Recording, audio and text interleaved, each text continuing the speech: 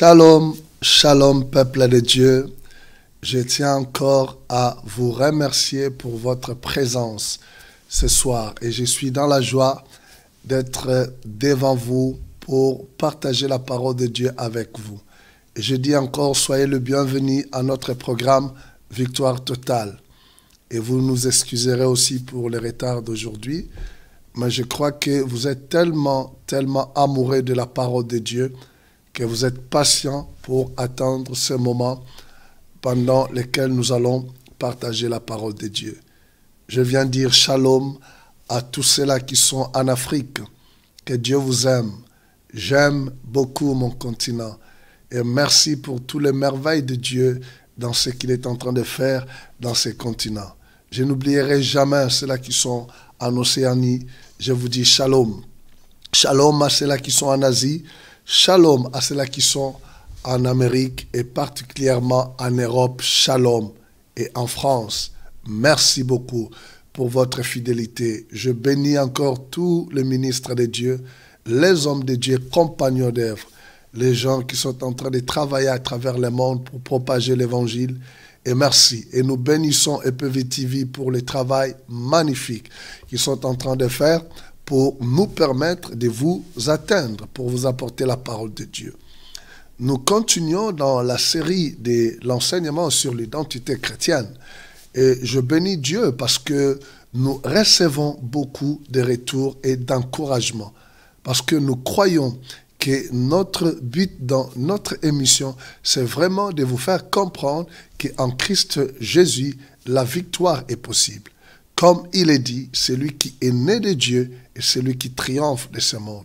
Et la victoire qui triomphe de ce monde, c'est notre foi. Donc, la victoire est possible en Christ Jésus. Il est temps que nous puissions sortir de l'ignorance et comprendre ce que la Bible dit de nous. C'est comme ça que nous arriverons à avoir la foi nécessaire pour expérimenter le miracle et la puissance de Dieu dans notre vie. Cet enseignement est en train de bénir beaucoup de gens. Nous avions parlé la dernière fois sur la mentalité d'un fils et la mentalité d'un esclave. Je pouvais encore beaucoup m'étendre sur ces sous-thèmes, sur la mentalité des fils et la mentalité d'un esclave. Mais vous comprenez que nous voulons vraiment aller en profondeur de cet enseignement parce qu'il y a beaucoup d'aspects que nous devons aborder sur ces thèmes. Mais je crois que le Saint-Esprit vous donnera l'intelligence pour comprendre tout ce que nous sommes en train d'enseigner. Ce qui fait que vous devez des fois revenir, réécouter mes enseignements. Vous pouvez aller sur YouTube et voir d'autres enseignements que j'ai déjà apportés. Mais cet enseignement, vous le trouvez aussi sur YouTube. Ce n'est pas tout simplement en direct sur Facebook ou sur EPV TV. Vous pouvez aller sur EPV TV. Vous pouvez aller aussi sur YouTube. Vous trouverez ces enseignements. Vous pouvez les écouter, les partager pour que cela puisse bénir beaucoup de gens à travers le monde. Aujourd'hui, je vais parler d'autre chose. Et j'aimerais que vous puissiez prendre vos Bibles avec moi dans 1 Jean chapitre 3. 1 Jean chapitre 3, commencez déjà à partager ce message, à inviter vos amis à regarder avec vous ce programme maintenant. Et merci parce que je vis que le nombre de partages commence à augmenter. Vous êtes en train de faire un bon travail. Soyez bénis pour cela parce que vous êtes en train de permettre à beaucoup de gens de suivre le même message que vous et de recevoir la même bénédiction que vous parce qu'il y a une onction particulière dans ce message sur l'identité chrétienne. Dieu est en train de délivrer, Dieu est en train de bénir son peuple. Et vous participez à l'action de Dieu. Soyez bénis, faites-le encore, continuez à le faire, même dans la semaine, continuez à partager ce message dans le nom de Jésus. Nous sommes dans 1 Jean, l'épître de première épître de Jean, le chapitre 3. Le verset 2 dit ceci. Bien-aimés, nous sommes maintenant enfants de Dieu. Et ce que nous serons n'a pas encore été manifesté. Mais nous savons que lorsque... Non, c'est le verset premier plutôt, excusez-moi. Le verset premier, nous commençons par le verset premier. Voyez quel amour le Père nous a témoigné pour que nous soyons appelés enfants de Dieu, et nous le sommes. Si le monde ne nous connaît pas, c'est qu'il ne l'a pas connu. Le verset 2, bien-aimés, nous sommes maintenant enfants de Dieu. Et ce que nous serons n'a pas encore été manifesté.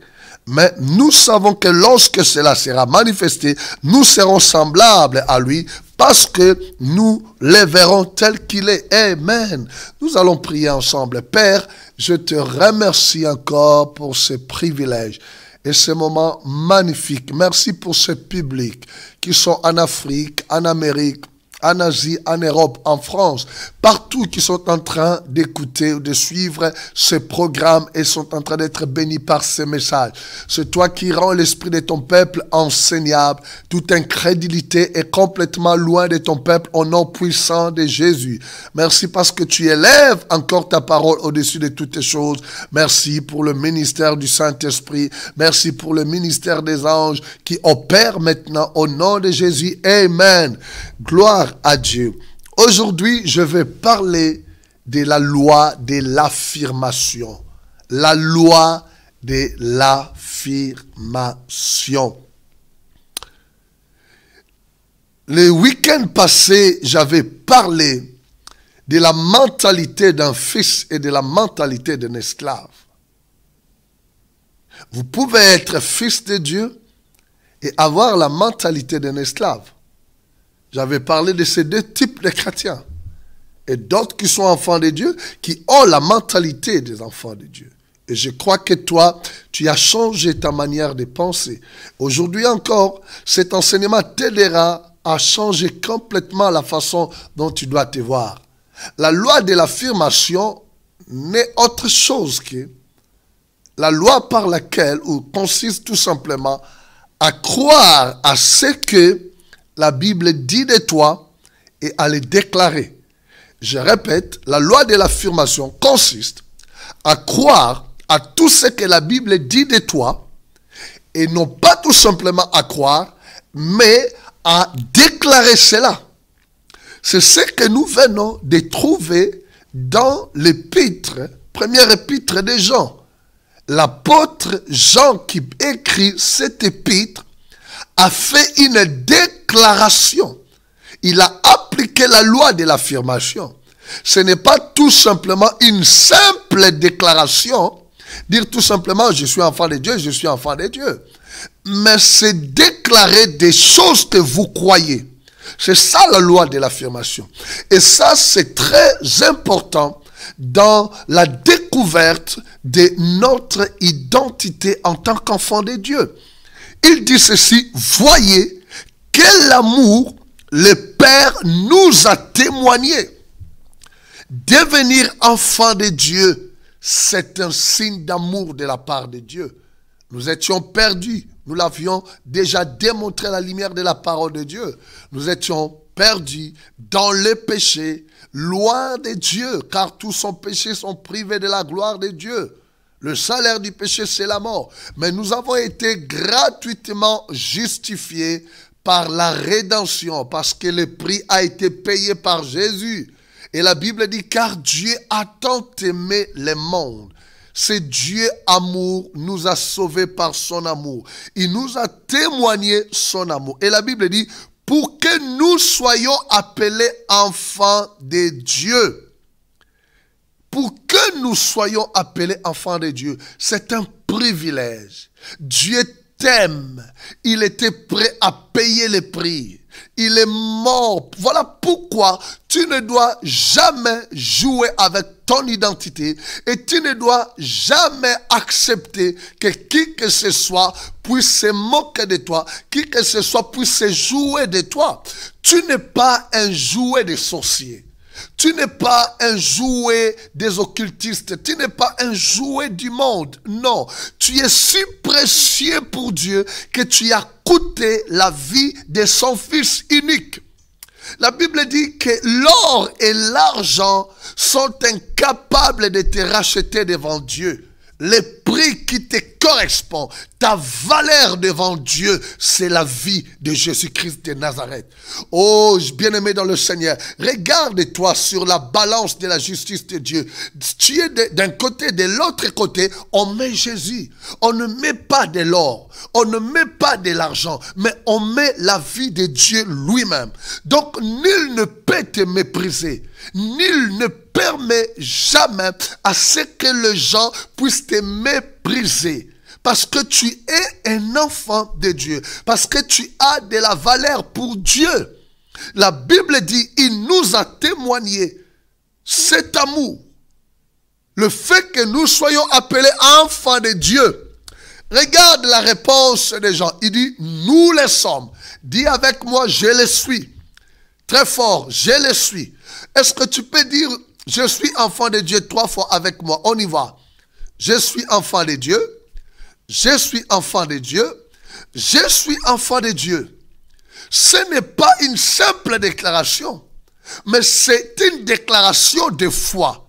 Je crois à ce que la Bible dit de moi.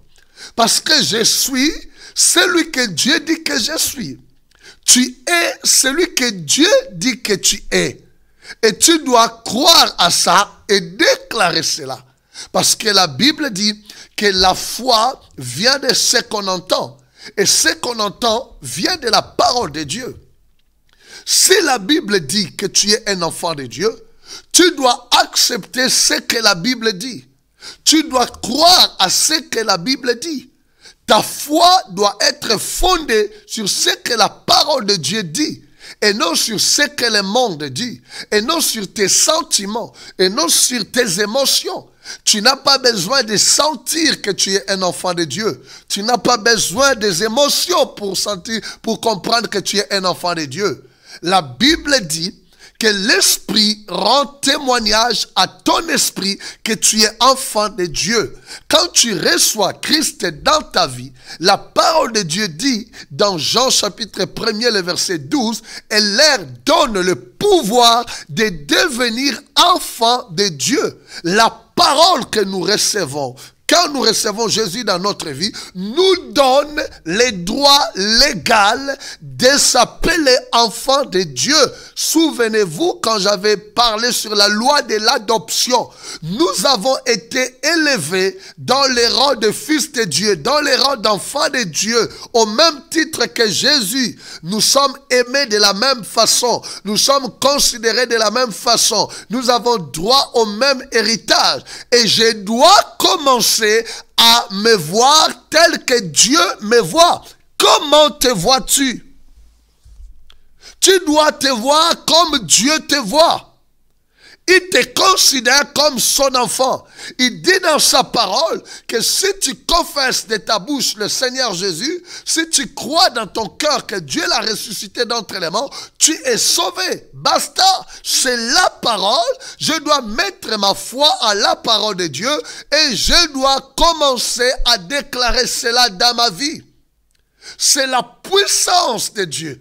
Quand je déclare ce que la Bible dit de moi, je libère la puissance de Dieu. Souvenez-vous, quand j'avais commencé cette série d'enseignements sur la crise d'identité, quand j'avais parlé de l'apôtre Paul, qu'est-ce qu'il avait dit? Quand le centenier, ou quand les soldats voulaient le frapper, il a dit non, tu ne peux pas faire ça, je suis un citoyen romain. Il a déclaré, Paul n'a pas fermé sa bouche pour dire à l'intérieur, non, il a ouvert sa bouche. Il y a la puissance quand nous parlons. La Bible dit que si vous aimez la langue, vous en mangerez le fruit. La vie et la mort sont au pouvoir de la langue. Tu ne peux pas aller au-delà de ce que tu déclares. Si tu crois que tu es un enfant de Dieu, tu dois commencer à déclarer cela dans ta vie. Tu dois commencer à déclarer que tu es un enfant de Dieu.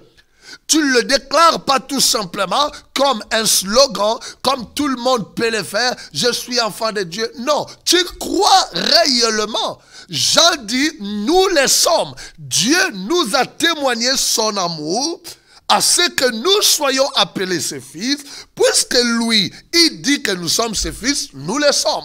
En d'autres termes, je suis celui que Dieu dit que je suis. Tu es un enfant de Dieu parce que c'est la Bible qui le dit. Ce n'est pas une question de sentiment. Ce n'est pas une question d'émotion. Tu n'as pas besoin de sentir la chair de poule pour comprendre que tu es un enfant de Dieu. Tu dois accepter la parole de Dieu telle qu'elle est révélée. Tu dois croire à la parole de Dieu parce que Dieu s'est révélé à nous au travers de sa parole. Maintenant, la chose que j'aimerais que tu comprennes ce soir est qu'il te faut en tant qu'enfant de Dieu pour te tenir dans ton identité, sur ton identité, tu dois lire la parole de Dieu pour découvrir tout ce que la Bible dit de toi. Suivez-moi très bien ce soir.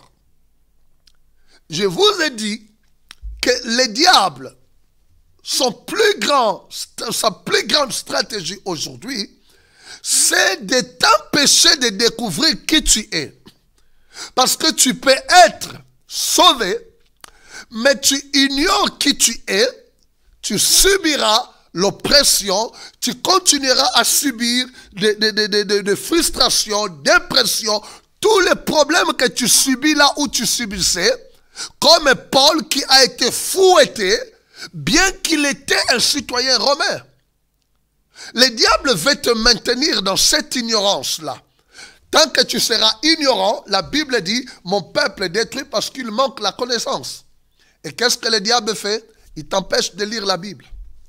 Tu peux être un grand homme de prière, tu peux être une grande femme de prière, mais la prière n'est pas suffisante pour l'équilibre de ta foi. La prière n'est pas suffisante pour l'équilibre de ta vie chrétienne. Regarde ta vie, combien de jeûnes que tu ne fais pas, combien de temps que tu ne passes pas dans la prière.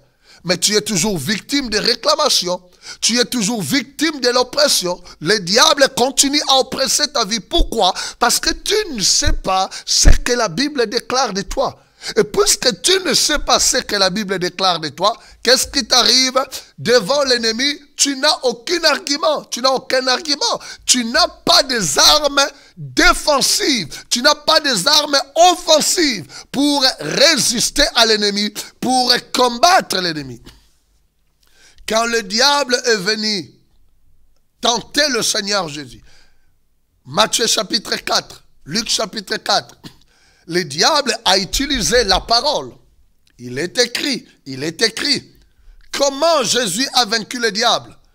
Souvenez-vous qu'il était en train de jeûner pendant 40 jours et 40 nuits.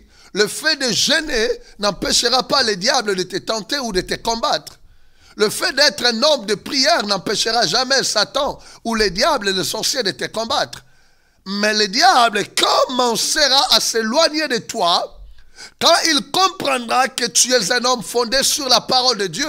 La Bible dit, le diable rôde autour de nous comme un lion rugissant, mais nous devons lui résister avec une ferme foi. Or, la foi ne peut être fondée que sur la parole de Dieu. La foi ne peut être fondée que sur la parole de Dieu. Jésus a résisté au diable avec une ferme foi. Pourquoi? Il s'est appuyé sur l'Écriture. D'où l'importance pour nous de comprendre ce que la parole de Dieu déclare sur nous. La loi de l'affirmation trouve son efficacité dans notre vie si nous savons ce que la Bible dit de nous. Et pour cela, il y a un grand travail qui doit être fait dans notre vie. Ce travail, c'est ce qu'on appelle le renouvellement de l'intelligence. Pourquoi je parle du renouvellement de l'intelligence? J'aimerais que tu prennes ta Bible avec moi dans Romains chapitre 12. Prends ta Bible dans Romains chapitre 12.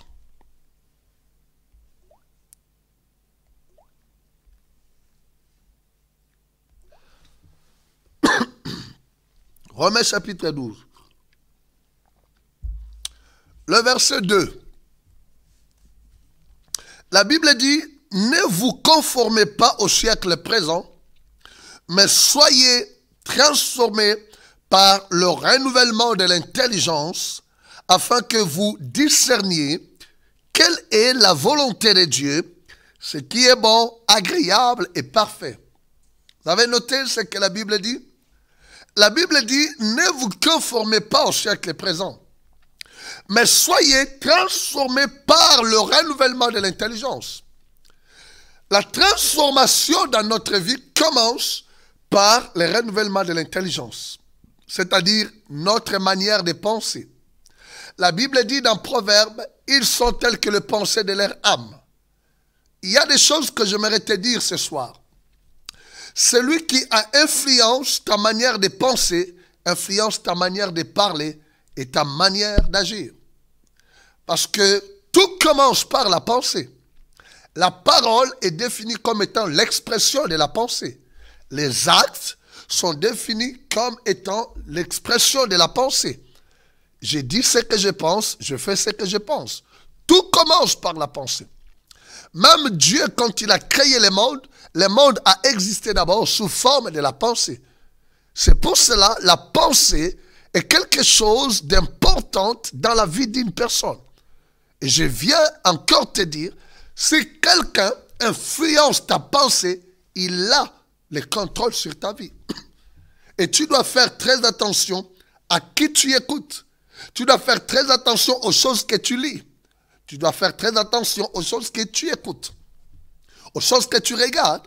Parce que les choses que tu regardes, les choses que tu lis, les choses que tu écoutes, influencent ton intelligence et finissent par influencer ton langage et tes actes. La Bible dit, c'est de l'abondance du cœur. Excusez-moi, la Bible dit, c'est de l'abondance du cœur que la bouche parle. Si ton cœur est rempli de pensées positives, tu parleras positive. Si ton cœur est rempli de pensées négatives, tu parleras négative. C'est pour cela, vous ne pouvez jamais changer dans votre vie si la pensée n'a pas encore changé. Vous pouvez être chrétien des années et des années que vous êtes dans la vie chrétienne, mais si votre intelligence n'a jamais été renouvelée, vous resterez toujours la même personne. Vous subirez toujours ce que vous êtes en train de subir. Maintenant, je fais exprès, la version que je viens de lire sur ma tablette est la version Nouvelle Jérusalem, la Bible de Jérusalem. C'est la version peut-être seconde que vous aussi vous avez lu. Mais je fais exprès de ramener ma Bible de traduction Semmer. Et là, nous allons voir encore, la Bible Semmer explicite encore le verset 2 du chapitre 12 des Romains. Regardez ce que la version Semmer dit.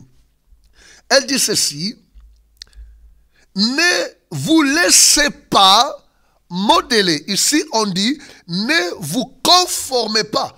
Ne vous conformez pas. C'est comme si on s'adressait à vous. Vous ne devez pas être comme le monde doit être.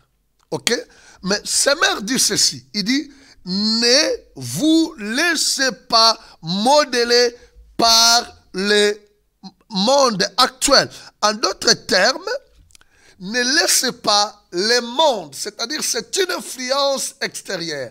Ne laissez pas le monde vous modeler. Modeler signifie donner une forme. En d'autres termes, ne laissez pas le monde vous donner la forme que vous devez avoir. Ne laissez pas le monde vous dicter qui vous devez être. Ne laissez pas les hommes de ce monde dire celui que vous devez être. La Bible dit, refusez cela. C'est un ordre.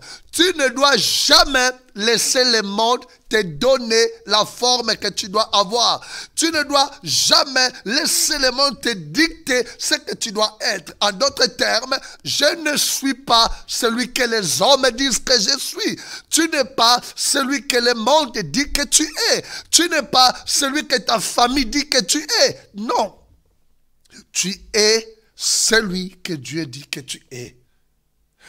Refuse d'être modelé par le monde. Ne laisse pas le monde te donner la forme. Ne laisse pas le monde te donner la forme. Non.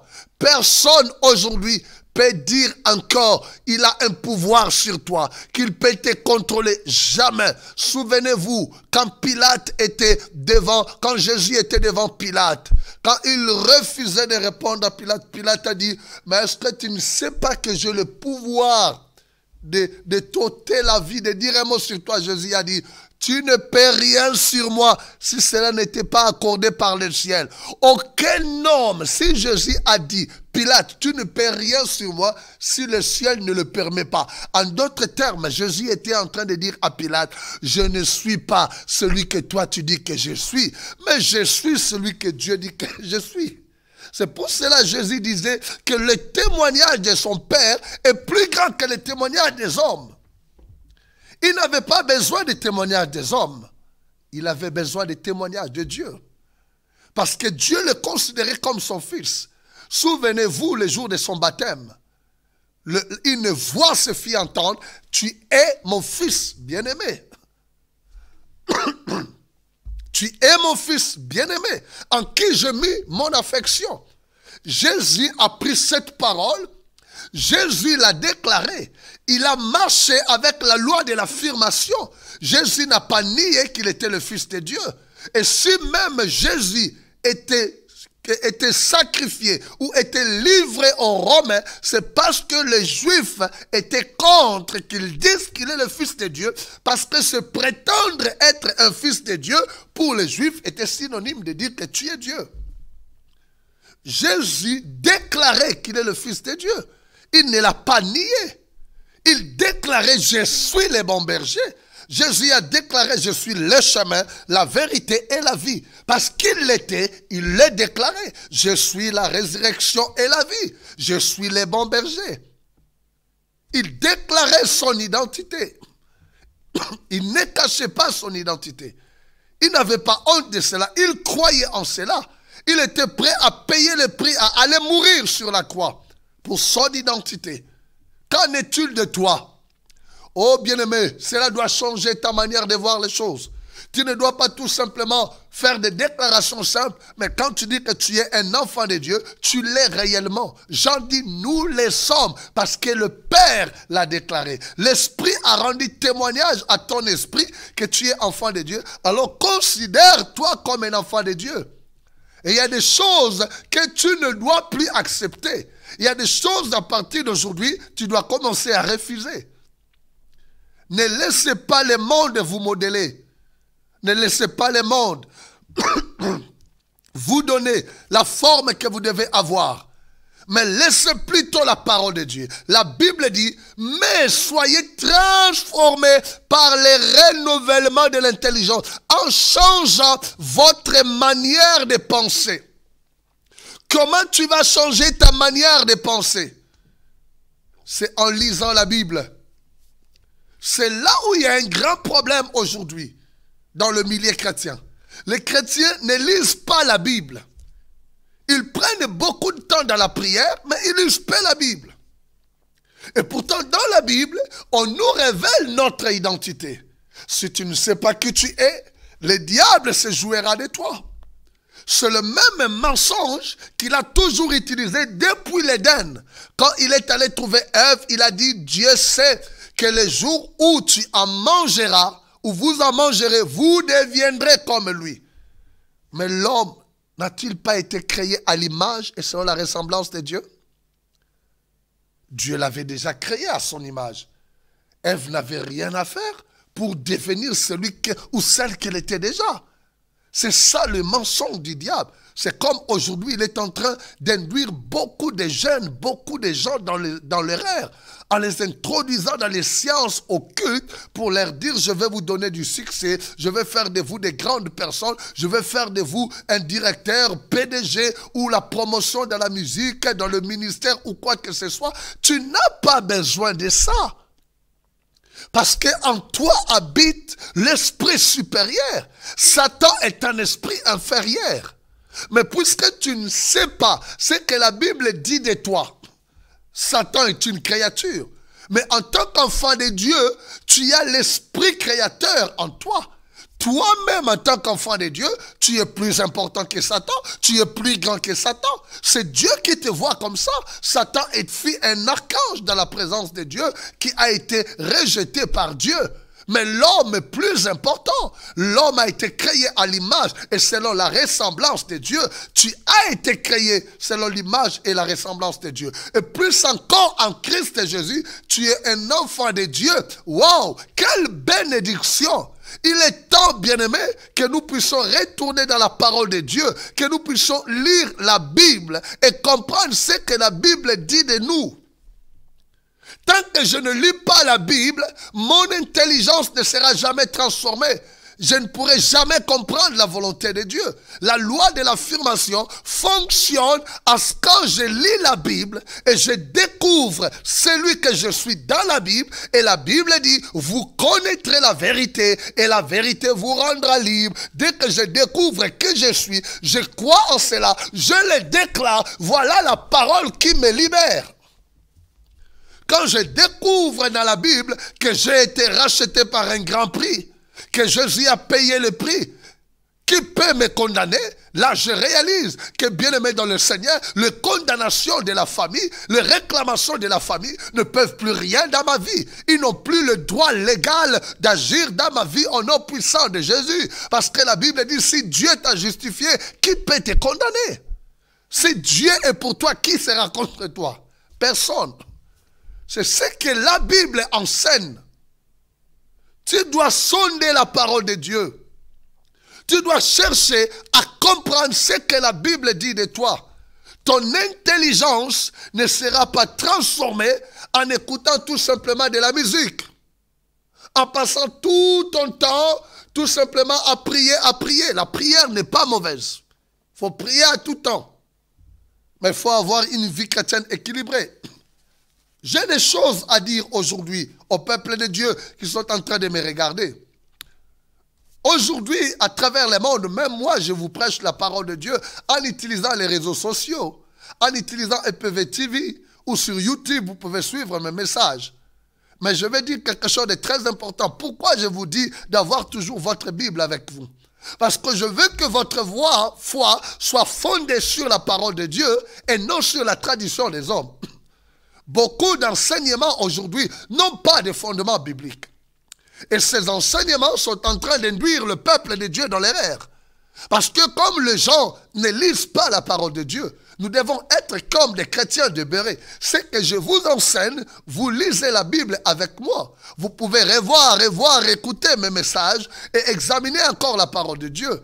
Et je bénis le Seigneur pour ces hommes de Dieu qui appuient leur message sur la parole de Dieu et conformément à la saine doctrine. Il est temps que nous puissions prendre du temps à méditer la parole de Dieu, à lire la Bible. Ne vous laissez pas modeler par le monde. Vous n'êtes pas celui que le monde dit que vous êtes. Mais vous êtes celui que Dieu dit que vous êtes. Et comment vous découvrez cela? C'est dans la Bible. Dans la parole de Dieu, particulièrement quand vous lisez toutes les épîtres, vous découvrirez la vraie identité chrétienne. Toute la Bible a été écrite pour notre instruction, pour nous instruire, pour nous convaincre, pour nous enseigner. C'est la parole de Dieu, nous devons l'accepter. Moi, je crois que la Bible est la parole de Dieu.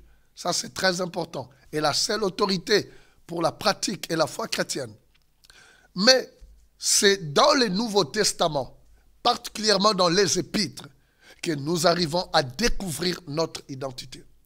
Je suis en train de préparer un programme, peut-être je vous ferai signe quand cela sera prêt, où j'ai pris tous les versets bibliques qui nous parlent de notre identité en tant qu'enfants de Dieu, qui nous sommes en Jésus, qui nous sommes en Jésus.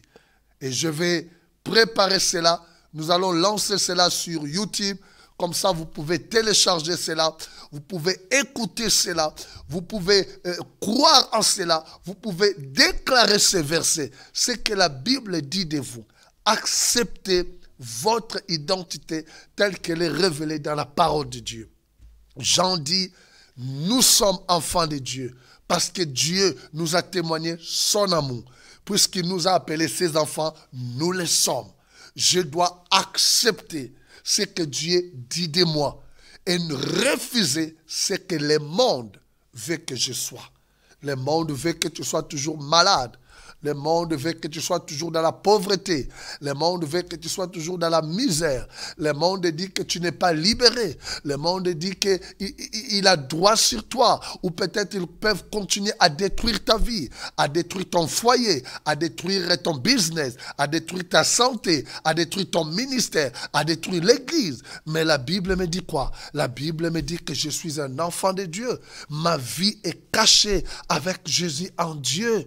La Bible dit que si je suis en Christ et Jésus, nul ne pourra me condamner. Il n'y a plus de condamnation pour ceux qui sont en Christ et Jésus. Parce que le prix a été déjà payé. Il y a de cela 2000 ans sur la croix. La loi de l'affirmation. Je crois à ce que la Bible dit de moi et je le déclare. Qu'est-ce qui sort de ta bouche? Si ton intelligence est renouvelée, si tu découvres ce que la Bible dit de toi, tu confesseras cela. Parce que tu sais qui tu es. Tu n'es pas n'importe qui. Il faut savoir déclarer celui que vous êtes conformément à la parole de Dieu. Mais ne laissez pas le monde vous réduire.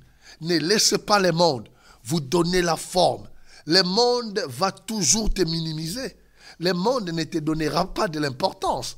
Les gens de ce monde ne t'accorderont pas la chance. Ils n'accepteront jamais que tu réussisses. Ils n'accepteront jamais que tu puisses aller de l'avant. Mais Dieu, lui, il a révélé dans sa parole que tu es son enfant.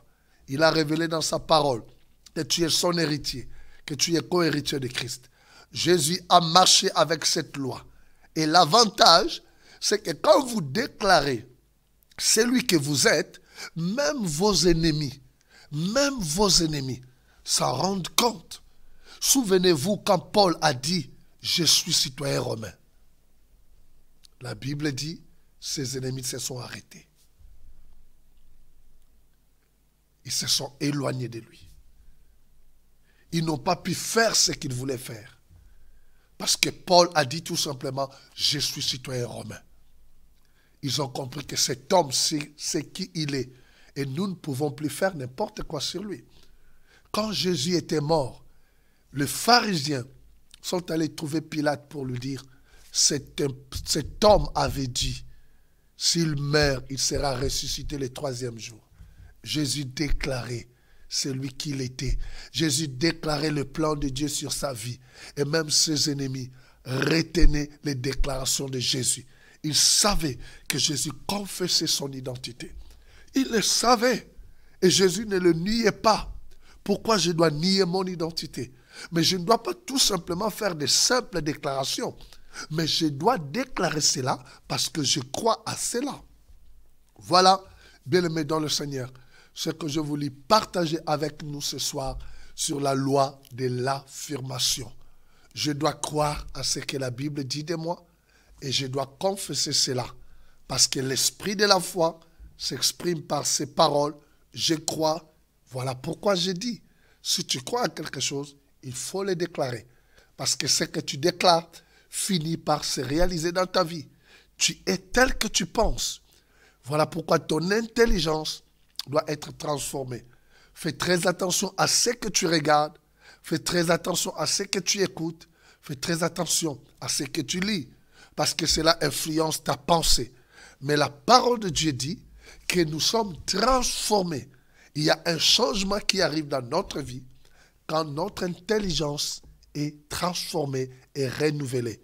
Mais ne laissez pas le monde vous dire celui que vous devez être. Non, vous n'êtes pas ce que le monde dit de vous, mais vous êtes celui que Dieu dit que vous êtes. Vous devez aujourd'hui, à partir d'aujourd'hui, commencer à refuser. Beaucoup de gens sont victimes. Ils ont le manteau, ils ont la veste de l'identité que le monde leur a donnée. Le monde, des fois, vous considère toujours comme cette prostituée. Le monde vous considère toujours comme ces débauchés. Le monde vous considère toujours comme ces drogués. Le monde vous considère toujours comme ça. Il vous voit toujours dans votre étiquette du passé. Mais aujourd'hui, vous êtes devenu un enfant de Dieu. N'ayez pas honte de le déclarer. N'ayez pas honte de le déclarer. Non pas tout simplement parce qu'on vous a dit quelque part, mais parce que c'est dans la Bible et que vous croyez à cela. Que Dieu vous bénisse encore ce soir pour votre patience à écouter l'enseignement de la parole de Dieu. Je crois que cela va changer à partir d'aujourd'hui. Bien-aimé, même ce soir avant de dormir, commence à déclarer le peu de versets que toi tu connais déjà sur ton identité. Commence à déclarer cela. Que je suis un enfant de Dieu. Il n'y a plus de condamnation pour moi. Les choses anciennes sont passées. Je suis devenu une nouvelle créature. Déclare ces paroles dans ta vie. Confesse cela. Tous les jours, faites des déclarations de foi sur ton identité. Quand je finirai à préparer cela, quand on va lancer cela sur YouTube, je vous ferai signe. Vous pouvez télécharger librement ces déclarations de foi sur notre identité chrétienne. Je prendrai tout simplement tous les versets dans la Bible. Il y a une centaine de versets dans la Bible qui traitent de notre identité, qui parlent de qui nous sommes en Christ Jésus. Et beaucoup de chrétiens ne connaissent pas ces choses. Ils ne les connaissent pas.